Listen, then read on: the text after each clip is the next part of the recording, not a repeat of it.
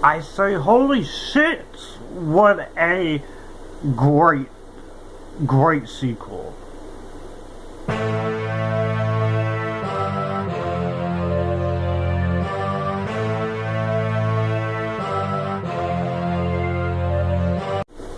What is up, everyone? Welcome back to the channel, Epictastic Joshua. My name is Joshua Drake.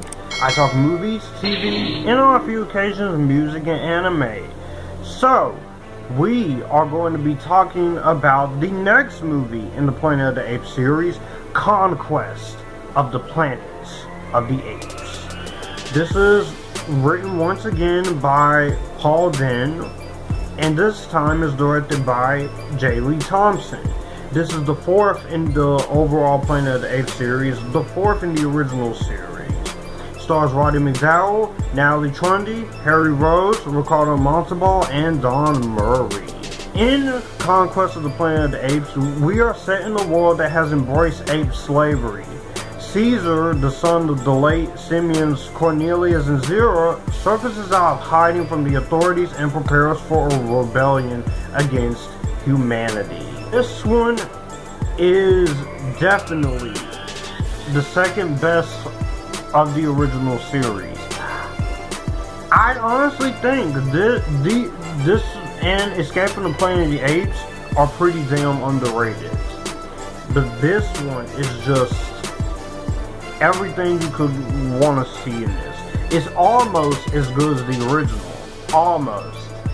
But I do have one or two issues when it comes to this. But this one here, once again, we got another one to go. And so this one, you could tell that this is the one where they really wanted to go for. And it's just an interesting feat to sit through. I love this movie. I do want to talk about some little bit interesting production history, of course, but we will get there. The thing I enjoy the most about Conquest of the Planet of the Apes is just this one actually goes for it. We're actually going to see what we are excited to see. We finally get to see what we have been anticipating, what we have been building to, and this one we finally get to see Caesar. And a pretty interesting setting. And yes, most of this movie, like Rise of the Planet of the Apes, which we'll get to, is set in a facility which enslaves the monkeys. And for some people, it can be kind of bland for a little while, but you see where Rise of the Planet of the Apes does go into it. And I think this is a pretty effective movie despite its short length at only 89 minutes. Goes for the futuristic world, which is embraced slavery, which is something they've always talked about in this entire movie. And the story is very good, and the fact that you have the tension building to a great explosive finale at the end. And the political commentary, it hits just right. I love the political commentary here. You see exactly what this movie is going for into it. And this is inspired by the riots of the 1965s, and this movie, just like the other movie I just talked about, it unnerves you. It is a pretty unnerving film into the Apes series. I really do like the way they have this whole violence documentary like conclusive way, and it goes full force when it comes to it. This is pretty much the slavery of Caesar and him starting to, it's pretty much what the 2011 movie would be, but we get it here in a smaller way compared to 2011, which you had a CGI $100 million budget. Dismissive governments and this ape uprising going against each other, and it is pretty much a vehicle about how the loss of hope within oppressed segments of society can explode after years of bottled up resentment and despair You have scenes in this movie where these apes are being sold to slave auctions, corralled into space city areas, even to the point where these characters are being beaten. Yes, I have stated out loud on this channel that I'm someone who does not like seeing violence against animals, but this is one of those times where, because of the story, I can get behind it. It still doesn't make it right. Oh no, I still have a negative side against killing dogs or killing animals, or even any cruelty towards animals, kids, or women, or most men, unless they are villains. But this is one of the occasions where I can put it aside to deal with it in the story. And the original ending of this movie was altered a little bit after a bad reception with audiences, and was replaced with a more hopeful outcome with the over extreme violence taken out. But both versions are on DVD and Blu-ray. The budget does have its pros when it comes to the cinematography and the editing and the score. The biggest limitations, and I will say the biggest negative this movie does have, is laughable aspects when it comes to some of the ape makeup, which doesn't look too bad, but you can see where the low budget is affecting it.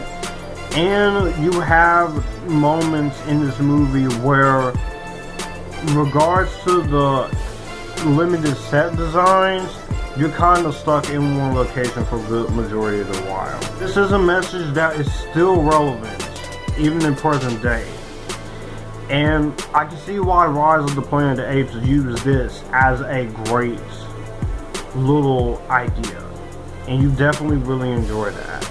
I'll say, once again, the acting is great in here.